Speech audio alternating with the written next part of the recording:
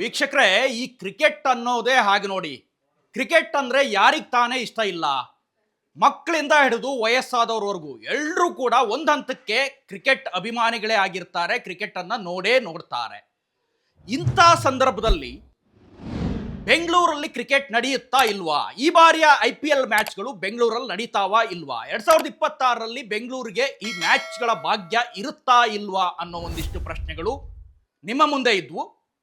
ಈ ಪ್ರಶ್ನೆಗೆ ಒಂದಂತಕ್ಕೆ ಉತ್ತರ ಸಿಕ್ತು ಅಂತ ಕೂಡ ಎಲ್ಲರೂ ಅಂದ್ಕೊಂಡಿದ್ರು.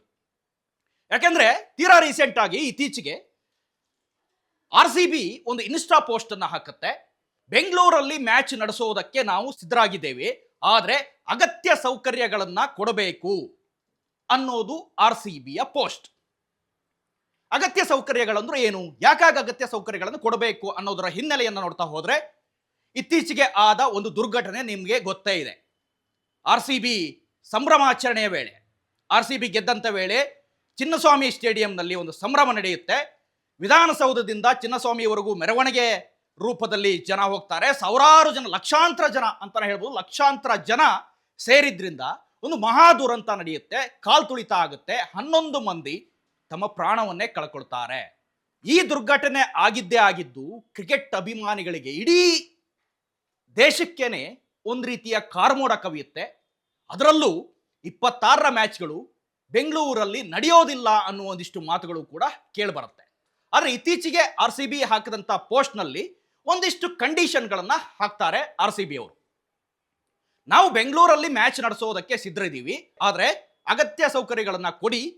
ಸುಮಾರು 350ಕ್ಕೂ ಅಧಿಕ AI ಕ್ಯಾಮರಾಗಳನ್ನು ಅಳವಡಿಸಿ, ಅದಕ್ಕೆ ಬೇಕಾದ 4.5 ಕೋಟಿ ಖರ್ಚಿನ ಹಣ ಇದೆಯಲ್ಲ, ಇದನ್ನ ನಾವೇ ತುಂಬ್ತೀವಿ ಅಂತ ಹೇಳ್ತಾರೆ. ಇದಕ್ಕೆ ಒಂದು ಹಂತಕ್ಕೆ KSCA ಕೂಡ ಒಪ್ಕೊಳ್ಳುತ್ತೆ. ಸರ್ಕಾರದ ಸಂಸ್ಥೆಗಳು, GBA ಇರ್ಬೋದು, ಮೆಸ್ಕಾಂ ಇರ್ಬೋದು, ಹಾಗೇನೆ ಪೊಲೀಸ್ ಅಧಿಕಾರಿಗಳಿರ್ಬೋದು, ಎಲ್ಲರೂ ಕೂಡ ಇದಕ್ಕೆ NOC ಕೊಡಬೇಕಾಗತ್ತೆ. ಬೆಂಗಳೂರಲ್ಲಿ ಮ್ಯಾಚ್ ನಡೀಬೇಕು ಅಂತಂದ್ರೆ ಅವರೆಲ್ಲರ NOC ನಿಮಗೆ ಇರಲೇಬೇಕಾಗುತ್ತೆ. NOC ಅಂತಂದ್ರೆ ಅದೇ, ಮತ್ತೆ ಅಗೈನ್ ಕ್ಲಿಯರೆನ್ಸ್ ಸರ್ಟಿಫಿಕೇಟ್ ನಿಮಗೆ ಬೇಕಾಗುತ್ತೆ. ಈ 3-4 ಡಿಪಾರ್ಟ್ಮೆಂಟ್ಗಳಿಂದನೂ ಕೂಡ ಸರ್ಕಾರ ಒಂದು ಕಾಯ್ದೆಯನ್ನೇ ತರುತ್ತೆ ಇತ್ತೀಚೆಗೆ. ಎಲ್ಲಾದರೂ 10,000 ಜನ ಸೇರಬೇಕು ಅಂತ ಇದ್ರೆ ಅಂತ ಸಂದರ್ಭದಲ್ಲಿ ನೀವು ವಿಶೇಷವಾದ ಪರ್ಮಿಷನ್ ಅನ್ನ ಪಡಿಬೇಕು ಅನ್ನೋದು ಈಗಿರುವಂತ ನಿಯಮ. ಅದು ಕೇವಲ ಬೆಂಗಳೂರಿಗೆ ಮಾತ್ರ ಸೀಮಿತ ಆಗಿಲ್ಲ, ಇಡೀ ರಾಜ್ಯಕ್ಕೆ ಸೀಮಿತ ಆಗಿದೆ. ಎಲ್ಲಾದ್ರೂ 10,000 ಜನ ಸೇರ್ತಾರೆ ಅಂತಂದ್ರೆ ಅದಕ್ಕೆ ಪೊಲೀಸ್ ಅಧಿಕಾರಿಗಳ ವಿಶೇಷ ಪರವಾನಗಿಯನ್ನ ಪಡಿಬೇಕಾಗುತ್ತೆ.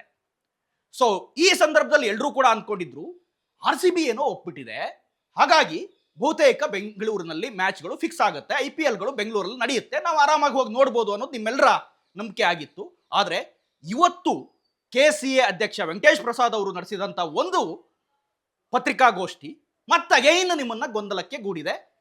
ಕಾರಣ ಏನು ಅಂತಂದ್ರೆ, ವೆಂಕಟೇಶ್ ಪ್ರಸಾದ್ ಹೇಳ್ತಾರೆ KCA ಏನೇನು ಪರ್ಮಿಷನ್ ಬೇಕಲ್ಲ, ಅಥವಾ ಯಾವ್ಯಾವ ಇಲಾಖೆಗಳ ಪರ್ಮಿಷನ್ ಬೇಕಲ್ಲ, ಅದೆಲ್ಲದನ್ನು ಮಾಡೋದಕ್ಕೆ KCA ಸಿದ್ಧರಿದ್ದಾರೆ. ಆದರೆ RCBA ಅಷ್ಟರ ಮಟ್ಟಿಗೆ ತಮಗೆ ಸಹಮತವನ್ನ ಕೊಡ್ತಾ ಇಲ್ಲ ಅನ್ನೋ ರೀತಿಯಲ್ಲಿ ಮಾತಾಡಿದ್ದಾರೆ. KCA ಅಧ್ಯಕ್ಷರಾಗಿ ಇತ್ತೀಚೆಗೆ ನೇಮಕ ಆಗಿದ್ದಾರೆ. KCA ಸದಸ್ಯ ಮಂಡಳಿಯಲ್ಲಿ ವೆಂಕಟೇಶ್ ಪ್ರಸಾದ್ ಸೇರಿದಂತೆ ಹಲವು ಗಣ್ಯರು ಇದ್ದಾರೆ. ಕೇವಲ ಒಂದೂವರೆ ತಿಂಗಳ ಹಿಂದೆ KCA ಈ ಹೊಸ ತಂಡ ನೇಮಕ ಆಗಿದೆ. ಈಗ ಒಂದು ವೇಳೆ ಬೆಂಗಳೂರಲ್ಲಿ ಮ್ಯಾಚ್ ನಡೆದಿಲ್ಲ ಅಂತಂದ್ರೆ ಅದು ನಿಜಕ್ಕೂ ಲಾಸ್ ಬೆಂಗಳೂರಿಗೇನೆ, KCAಗೇನೆ. RCBಗೇನು ಅಂತ ದೊಡ್ಡ ಲಾಭನೂ ಇಲ್ಲ, ನಷ್ಟನೂ ಇಲ್ಲ. ಪುಣೆಯಲ್ಲಿ ನಡೆಸಿದ್ರು ಒಂದೇ, ಮುಂಬೈಲಿ ನಡೆಸಿದ್ರು ಒಂದೇ, ಅಥವಾ ಬೇರೆಲ್ಲೇ ಹೈದರಾಬಾದ್ನಲ್ಲಿ ನಡೆಸಿದ್ರು ಕೂಡ ಅಂತ ಮಹಾನ್ ನಷ್ಟ ಏನು ಆಗ್ಲಿಕ್ಕಿಲ್ಲ. ಆದರೆ ಈ ಕ್ರಿಕೆಟ್ ಅನ್ನೇ ನಂಬ್ಕೊಂಡಿರುವ ಕೆಲವು ಉಪ ಬಿಸ್ನೆಸ್ಗಳಿದಾವೆ, ಅಂದ್ರೆ ಉಪ ವ್ಯಾಪಾರಗಳು ಅಂತ ನಾವೇನು ಕರಿತೀವಲ್ಲ. ಟಿಕೆಟ್ ಇಂದ ಬರೋದು ಹಣ ಬೇರೆ ಬಿಡಿ, ಅದರ ಆಸುಪಾಸಿನಲ್ಲಿ ಸುಮಾರು ಮೆಟ್ರೋಕ್ಕೂ ಅದರಿಂದ ಲಾಭ ಇದೆ, ಬೇರೆ ಬೇರೆ ಈ ಉಪ ವಲಯಕ್ಕೆ ಲಾಭ ಇರೋದ್ರಿಂದ ನಿಜಕ್ಕೂ ಬೆಂಗಳೂರಲ್ಲಿ ಕ್ರಿಕೆಟ್ ನಡೆದ್ರೆ ಅದು ಒಂದು ಹಂತಕ್ಕೆ ಬೆಂಗಳೂರಿನ ಮಟ್ಟಿಗೆ ದೊಡ್ಡ ಲಾಭ. ಮತ್ತೆ ಹೇಳಿ ಕೇಳಿ ಮಹಾನಗರ ಬೆಂಗಳೂರು, ಬೇರೆ ನಗರದಲ್ಲೆಲ್ಲ ನಡೆಯೋದಕ್ಕಿಂತ ಬೆಂಗಳೂರಲ್ಲಿ ನಡೆದ್ರೇನೆ ಅದರ ಕ್ರೇಜ್ ಮತ್ತಷ್ಟು ಹೆಚ್ಚಾಗೋದು ಬಹುತೇಕ ಇದು ಗ್ಯಾರಂಟಿ, ಯಾಕೆಂದ್ರೆ ನಿಶ್ಚಿತ ಇದು.